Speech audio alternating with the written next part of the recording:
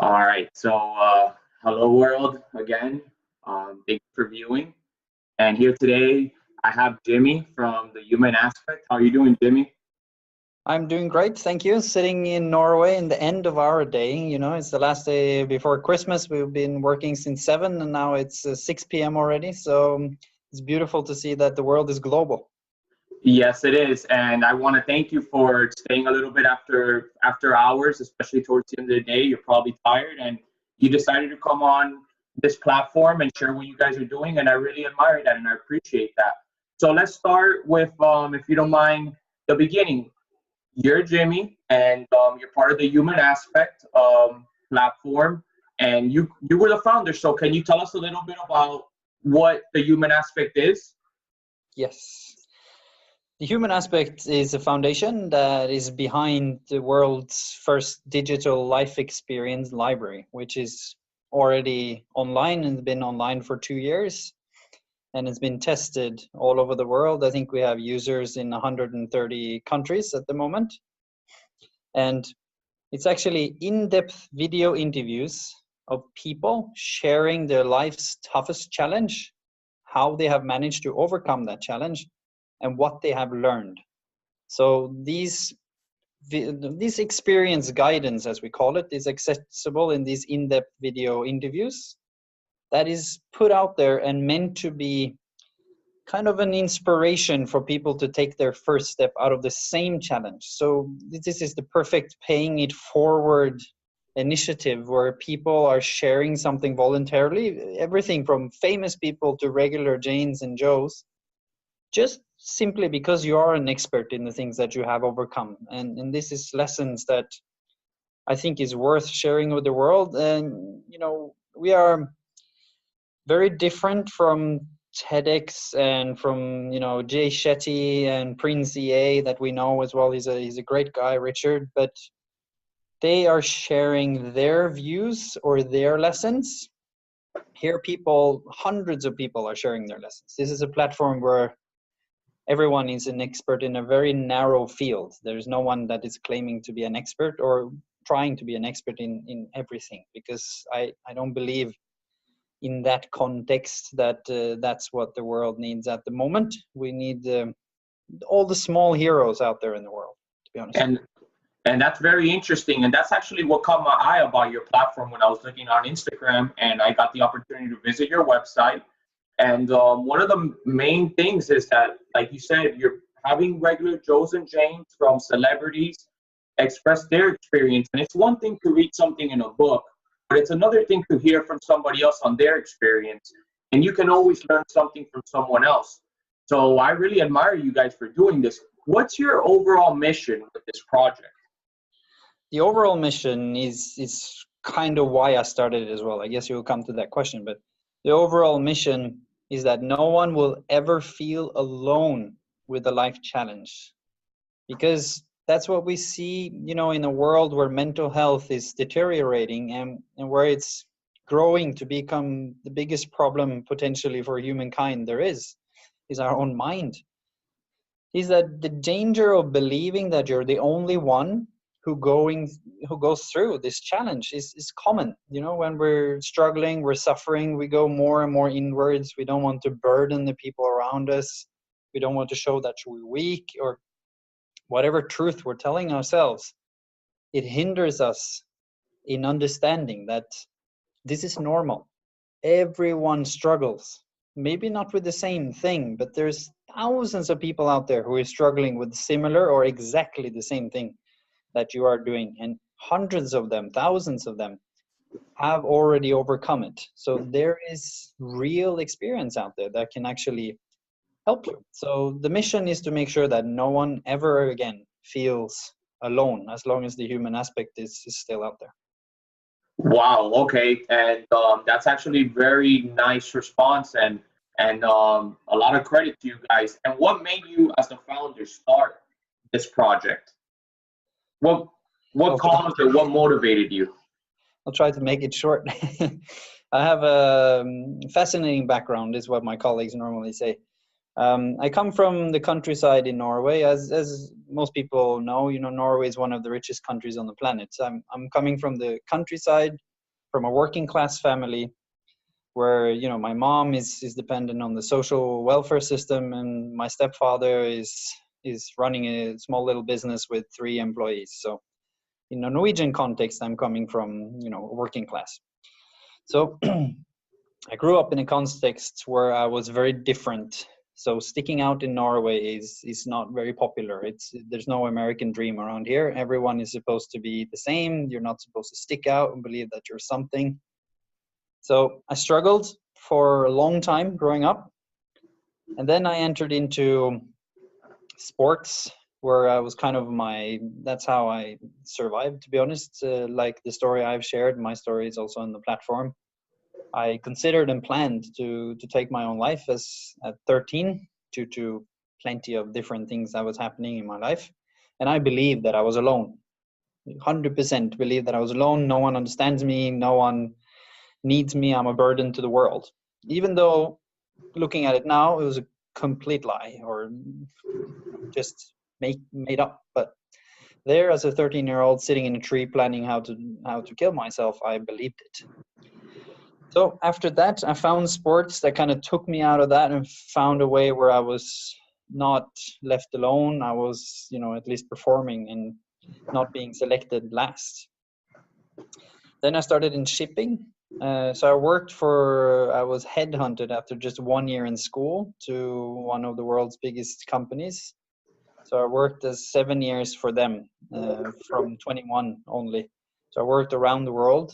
And after 7 years there, living the dream of all my friends, making, you know, a lot of money, and I made more money than my entire family combined when I was 24. You know, so it was kind of dream in that sense, and finally contributing back to them. And then suddenly it hit me that this is not for me, and I shattered my spine in Singapore when I lived in Singapore. So I was partially paralyzed in my right leg, and I lost my sports identity, and kind of the only thing that, you know, kept me valuable in my eyes. So that was very, very tough. I was alone in another country. You know, I went through severe spine surgery, and I had to recover again and start training myself up from learning how to walk again on my right leg, and teaching my nerves to kind of reconnect and going through that. So then I quit shipping, and I started working for Doctors Without Borders. So I took all my knowledge from commercial shipping into being the head of supply in Afghanistan for Doctors Without Borders. And then I did several missions after that: Syria, Turkey, Greece.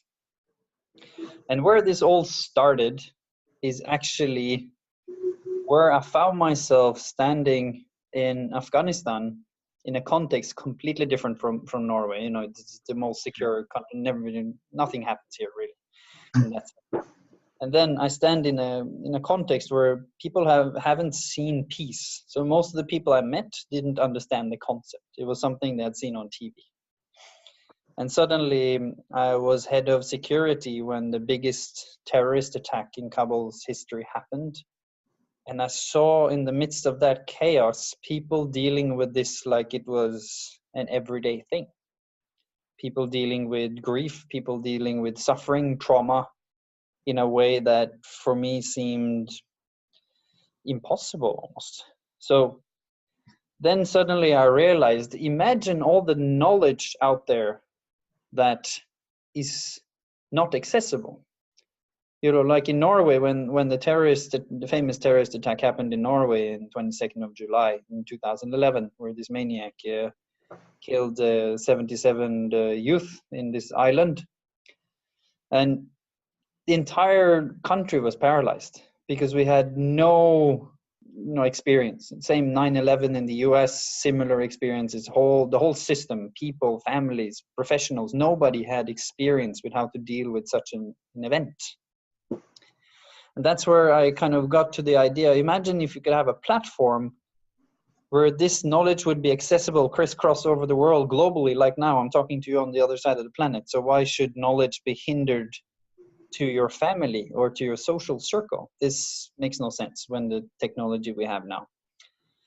And then, of course, I found inspiration And the first great inspiration I found was Human, the documentary. And for the people who haven't seen it, YouTube it. It's all free out there, and it's was named the best documentary in history in 2017. It's an insane documentary that kind of showed me that it's possible to interview people about very deep subjects, and it will be interesting to watch, which I was not sure of. The second inspiration we found was Humans of New York, obviously, that kind of shares people's challenges. But also what Jason did with Humans of New York, for me, was fantastic inspiration, but it didn't give me an answer to how, so what do I do about it? For people who connected, how do I get out of it? He interviewed people who were still in the challenge. And that's when we realized we have to do a video. So pictures and text doesn't work, because like you said, you have to hear the story from the person themselves. It's different than reading a book. And then we got into the next level. So that's who will we interview, and what's the goal? And that's when we got to the goal of you have to interview people who have overcome it, that can answer the 3 core questions that has been there since day one. It's very fascinating. My first piece of notes, it has those 3 questions that are still there in 2.5 years later. Is what has been your life's toughest challenge? How did you overcome it? And what have you learned that you want to share now with the world?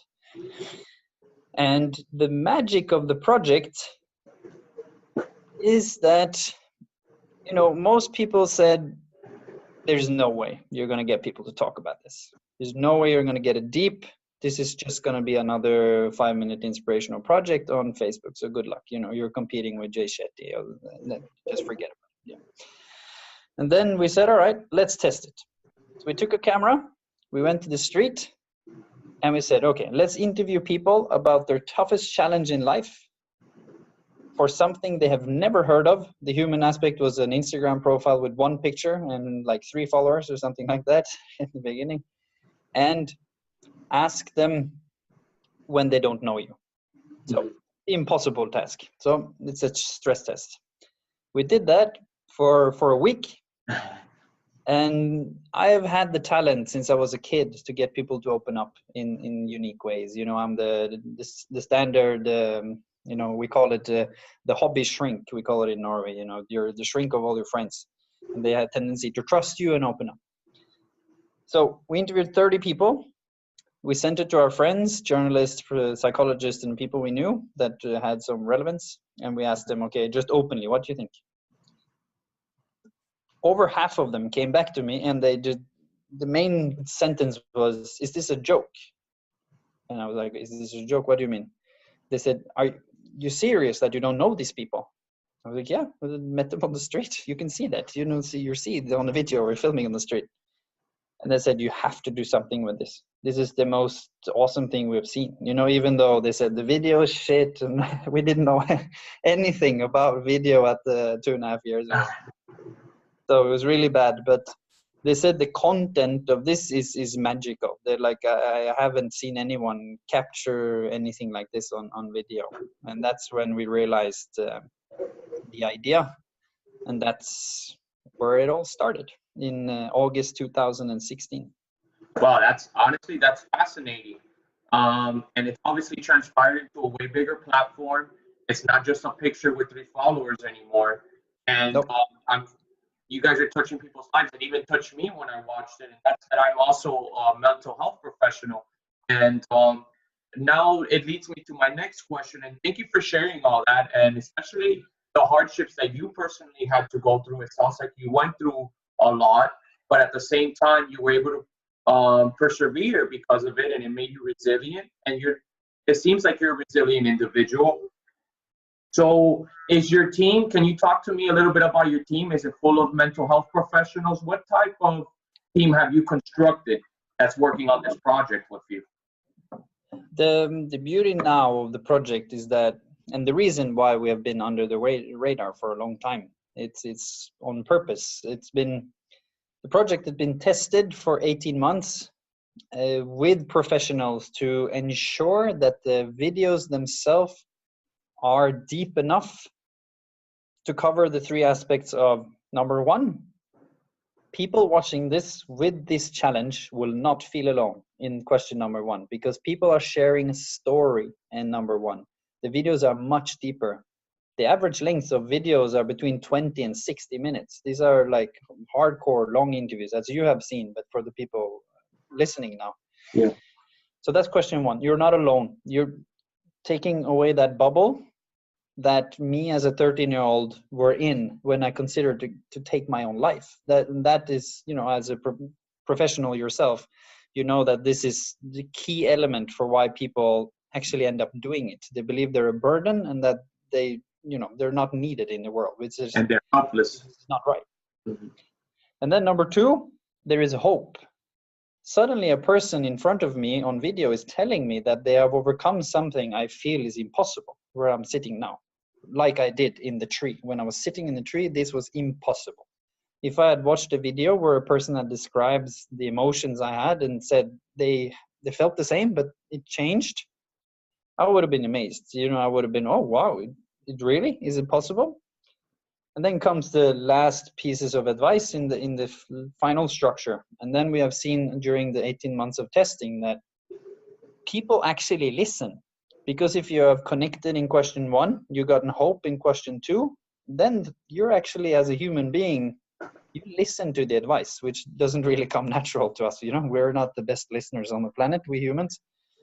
So, so in case of what kind of team I've built up, the first thing we did, we partnered up with professionals. Like in Norway, you have organizations called Mental Health. It's a volunteer and professional organization.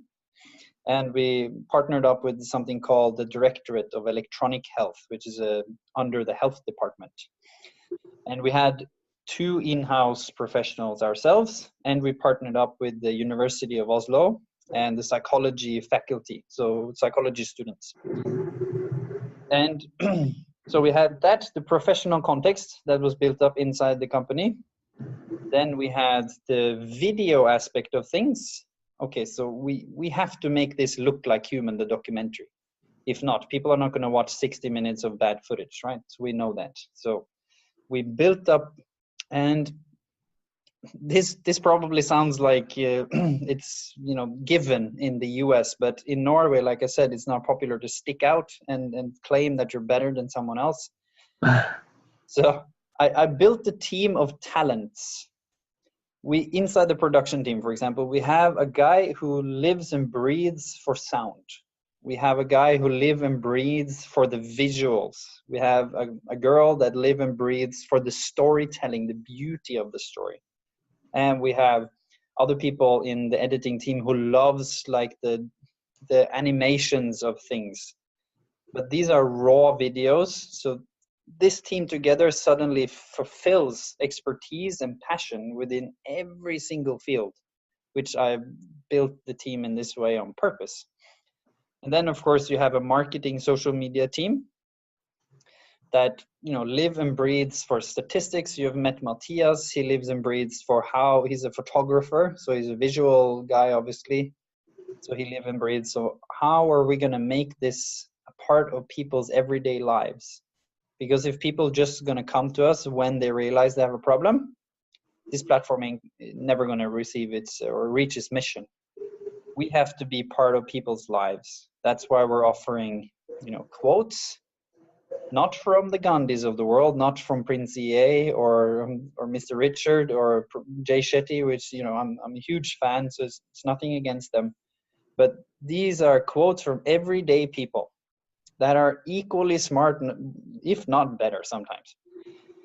Plus, we offer videos. We offer, you know, 1-minute videos on Instagram, 3-minute videos on Facebook. So we adapt so that it's fascinating, and you have the famous people. So even people who don't have any problems will watch this just because it's cool. You know, like you said, it's inspirational. It's real. It's different. So suddenly we have built a team who is trying to achieve that with the professionality of video production and the professionality of the actual mission here, which is to help people, not to just get likes or followers on Facebook or Instagram. That's part of the mission of reaching everybody, because people don't know who we are. It doesn't matter if we're a free, great platform, because then no one is going to use us. So it's simple as that. Then on top of that, we have built the management team that is now working on getting, the CSR funding, to get philanthropy support, because we are a foundation and this is free for the users. Then obviously you need to get funding somewhere. And in the US, we probably would have had millions to gear up this project, but we're not so used to it in Norway to have foundations and, humanitarian, if you call it, kind of projects within mental health. So we have used a couple of years to build up this kind of foundation in the bottom to make sure and show people that this is working. Now the statistics we have on, our average view rate on all our videos on the platform of the 112 that's published is 56%, which is insane. It sounds like a joke to most marketing people. No, but yeah, no. It sounds like the team that you've built is catered for exactly what you're trying to do, and since and even though the team, yeah, of course, and even though the team may not necessarily be quote unquote mental health professionals, the fact that you guys are going on the street and doing these interviews, such raw footage, obviously it's evolved over time to find these specific individuals. It's beneficial to the mental health community at large, and it's so niche. And one of the main things that you pointed out was the Norwegian. I've been to Europe, but I've never been to Norway in specific. But I can only imagine how that's, even though I feel like mental health it's a big thing over there. It's more evolved than other countries. This type of project that you're working on, it's not common there or anywhere around the world. And that's what really drew me to contacting you guys. And thank you so much again for coming on this platform and talking about it. It's so interesting. What are some of the projects that you guys are working on for the start of 2019 and beyond? Yeah, and just before I answer that, just to finish the team part, we have built a team of young people. So it's young people. Many of them are students that is full-time studying relevant schools like the film school or marketing school, or people who are freelance within. So we have on purpose found people who they're updated on what is the latest, and they're hungry on figuring out how to become better. So if you look at, the development of the videos, almost each week there's a new idea. It's almost a bit disturbing as a leader, because it's always changing. But yeah. But it's great, and also it's a very multicultural team. And the oldest person is 40 and the youngest is 18. And we have heaps of people in between, but mainly the people are 25 or younger, except for the management team. And we have people, I think, we're 18 in the team, and we are from 12 different nationalities. And we are around 45% women and 55% men. At one point we were 65% women and 40 or 35% men, or it's shifting each month because it's a lot of people fluctuating. Yeah, but so that's kind of the beauty, I believe, with the team, is that we're focusing on strengths and we're finding new people always when we need them to help us with different things. And we have hundreds of advisors that are helping us outside, devil's advocates or people we can come to if we have challenges and stuff like that. So in relations to the projects for 2019, first of all, we have the platform. We have interviewed 300 people. 112 is published, which means, as you can understand, there's 188 interviews that are coming. Plus, we're interviewing all the time. So there's hundreds of interviews that will follow very quickly. We're traveling to London in end of January. To go to London in general to do high-level interviews. We have been invited to a lot of universities to talk about this, to co-working spaces.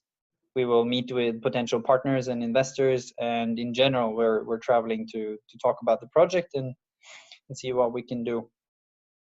Yeah, and also said of the 300 interviews, there's 75 different nationalities. So this is a global project, and we are in 130 countries, like I said. So it's not a Norwegian project, even though that's where we're trying to achieve the funding at the moment, or like a base.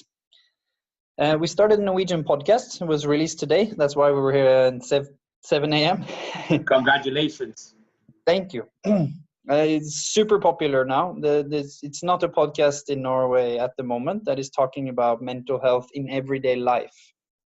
So this is the podcast who is on purpose bringing the human aspect, depth, spirit, where I, as the interviewer as well, or the head of the podcast, is making sure that we're putting words to those thoughts that most of us have, but no one say out loud because we're either scared or it seems dumb. Or this podcast is really, really down to earth, very different in terms of sharing insight and thoughts that are rare. For example, we were talking about men and feeling lovesick. How often do you talk about that? For a man to be dumped and feel unworthy, but you're successful in your job, you're successful maybe on Instagram or in whatever you do, your girl dump you, you look yourself in the mirror and you feel, I ain't worth shit, which is something we very rarely talk about. It seems to be like in all the movies, there's women who do that and they eat ice cream, and to just show that happens to all of us. Maybe, the stereotype is there potentially because it happens more that men potentially dump women. I have no statistics of that, but in Norway, there's heaps of women in our, more modern equal society that, men and women dump each other every day. It happens and no one likes it. And it's in the Norwegian for now. The first English episode will be broadcasted mid of January. We will film live 2 episodes in London for the English podcast. That is also then, of course, available on all the iTunes and Apple and Spotify and everywhere. And it will be live streamed on our Facebook page in the Human Aspect, and also, of course, be available on the webpage. And again, all this is free, accessible for people. It's just more to be where people are. We see that podcast is hugely popular, and it's a platform where we can discuss and get people to truly understand what we're trying to do with the human aspect, and also share the spirit of the human aspect. And 2019, we aim to offer all the interviews in audio version, so that you can also play them as kind of a podcast when you're running or when you're on the way to work and you don't want to look at a screen, which is, you have to do that now. So it's more like YouTube at the moment. And the second project is a huge update coming on the webpage. So I think it's in a week or 2, depending, there's always technical issues with the, Yeah. So when that is coming, the platform will be much more intuitive. It will look like YouTube, what you're used to. So you will watch one video, you would have related videos on the right side, or if you're on your phone, it will be in the bottom. So instead of now where you have to go into a video and go out again, which is not very user-friendly, in a couple of weeks, it will look exactly like you're used to, like Netflix or YouTube or any comparable platform. So that's the huge updates. And we're coming to the US. So hopefully summer for us anyway. So June, July, we're hoping to go to New York. First of all, we have a lot of contacts there. We interviewed a lot of people from there, and also to LA or to that side of the world as well. We're hoping San Francisco, LA, at least the West Coast, to again do something similar like in London. Do high-level talks in universities, co-working spaces where it's open for everybody to come. Make sure we have an open calendar for everyone who wants to share their story. Janes and Joes or the Obamas of the world, doesn't matter for us. Everyone's equal on the platform. And just talk to people, meet companies, meet people, get ideas, talk to, like yourselves, people running platforms, people doing good things in the world, and making sure that we're really putting this out there and kind of putting our mouth where it's supposed to be. Make sure Yeah. that we're actually collaborating with people. This is a project by humans for humans. It's not a Norwegian project. It's not my project. It's everybody. It's a global project, and Definitely. it's so admirable what you're doing. I hope when you do come to the U.S., if you do stop in Miami, we can get in contact together. Maybe Would share a love cup to. of coffee like you're probably drinking right now. Would love to. Yeah, and I can warm up a little bit. I'm freezing over here. Yeah, it's super warm down here. It's actually 90 degrees here today, and I can only imagine how cold it is over there. I'm not sure you want to know. It's -10 Celsius, so Oh it's my not. gosh. Yeah. I've never even been anywhere that cold. Well, I want to tell you, Jamie, thank you so much for coming on this platform. Thank you. I'm definitely excited for you guys, and I am going to share this video with my platform, not only on YouTube but on Instagram, because I think the world definitely needs to hear other people's experiences, especially when the people that you're interviewing are everyday people with similar struggles that we all go through, like you mentioned earlier. And it's truly fascinating the work you guys are doing. You're obviously doing it. It's not something for the ego. It's actually something that you want to do for others and for others to gain insight into their own issues and their own challenges. And honestly, I have no words to describe how magnificent and marvelous and splendid what you're doing is, okay? And I hope that you come on this platform again later on next year when things start developing for you, because it seems like you have a lot of things in the work that are coming up for 2019. I'm excited for you. All right, Jimmy. Thank you, Juan. It's amazing, and thank you so much for reaching out. It just shows that there are good people out there, and again, like, you're not thinking of your own ego, and you're reaching out purely because you find it interesting, and you want people to know about it. That's amazing. We truly need that, and we really appreciate it. And again, showing the world is global, that we can call crisscross oceans and make things happen. That's amazing. All right, Jimmy. But next time, okay? Pleasure. See you, man. Yeah.